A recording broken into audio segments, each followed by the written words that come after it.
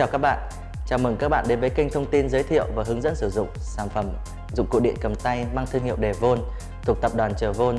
Tôi tên là Hùng, sẽ đồng hành với các bạn đến với sản phẩm ngày hôm nay, đó là máy khoan búa 3 chức năng Devon 110726DRE được nghiên cứu và sản xuất bởi tập đoàn Trevon, tập đoàn top 6 thế giới về dụng cụ điện cầm tay với 3 nhà máy sản xuất tại Đức và Trung Quốc. Máy khoan búa 3 chức năng Devon 110726DRE được đựng trong hộp nhựa cao cấp và chắc chắn. Bên trong hộp nhựa bao gồm các linh phụ kiện như sau: thân máy, tay cầm phụ, thước đo độ sâu mũi khoan và lắp hứng bụi. Ngoài ra, bên trong hộp nhựa còn có sổ hướng dẫn sử dụng. Trên thân máy luôn được dán tem bảo hành điện tử để xác nhận hàng chính hãng, cũng như cung cấp thông tin để các bạn đăng ký bảo hành điện tử một cách thuận tiện nhất.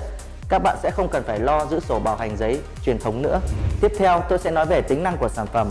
Máy khoan búa 3 chức năng Devon 110726DRE có công suất 800W, đầu cặp 26mm, loại đầu cặp SDS Plus, tốc độ không tải 1150 vòng trên 1 phút, tốc độ đập 4000 lần trên 1 phút, lực đập 3 Joule.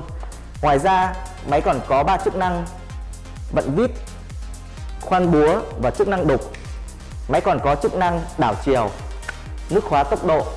Điều đặc biệt của máy khoan búa 3 chức năng Devon 110726DRE đó chính là chức năng khóa ly hợp an toàn, được thiết kế độc quyền bởi tập đoàn Trevon, giúp bảo vệ cổ tay của công nhân không bị bong gân trong quá trình sử dụng hay khi mũi khoan bị kẹt, đảm bảo an toàn trong quá trình sử dụng.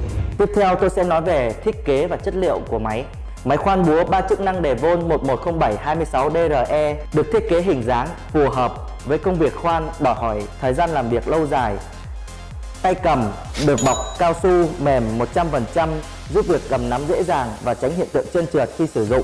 Thiết kế lỗ gió tản nhiệt hiệu quả, tăng khả năng chống bụi và tăng khả năng tản nhiệt hiệu quả khi máy hoạt động liên tục ở cường độ cao. Trọng lượng máy khá nhẹ, chỉ 2.65 kg, giúp việc cầm nắm và khoan ở trên cao rất là tiện lợi.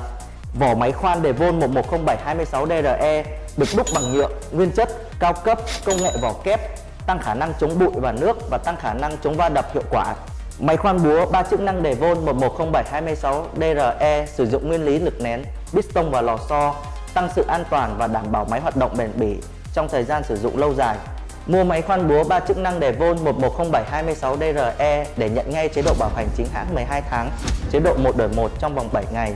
Liên hệ hotline 1900 63 6780 để được tư vấn miễn phí. Xin chân thành cảm ơn và hẹn gặp lại. Devon, power in your hands.